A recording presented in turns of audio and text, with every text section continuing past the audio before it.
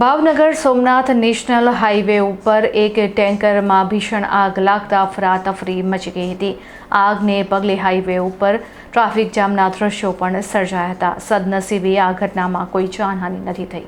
રાજુલા નજીક આવેલા છતડિયા ગામ પાસે ડીઝલ ભરેલા એક ટેન્કરમાં અચાનક ભીષણ આગ ફાટી નીકળી હતી। ટેન્કરમાં ડીઝલ જેવો જ્વલનશીલ પદાર્થ હોવાથી આગે જોતજોતામાં રૌદ્ર સ્વરૂપ ધારણ કર્યું હતું, જેને કારણે હાઈવે પર ભયનો માહોલ જોવા મળ્યો હતો। આ ઘટનાની જાણ થતાં જ વિસ્તારમાં અફરાતફરી મચી ગઈ હતી અને લોકોના ટોળેટોળા ઘટના સ્થળ પર ઉમટી પડ્યા હતા। આગની ગંભીરતાને જોતા રાજુલા પોલીસે સલામતીના ભાગરૂપે તાત્કાલિક હાઈવે પરની અવરજવર બંને તરફથી બંધ કરી દીધી હતી। આ ઓપરેશનને કારણે નેશનલ હાઈવે પર વાહનોની લાંબી કતારો જોવા મળી હતી અને મુસાફરો અટવાઈ પડ્યા હતા।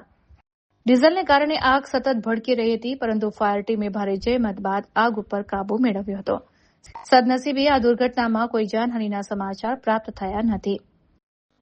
પોલીસ હાલમાં આગ લાગવાનું ચોક્કસ કારણ જાણવા માટે તપાસ કરી રહી છે, પરંતુ પ્રાથમિક દ્રષ્ટિએ શોર્ટ સર્કિટ અથવા તો ઘર્ષણને કારણે આગ લાગી હોવાની શક્યતા સેવાઈ રહી છે।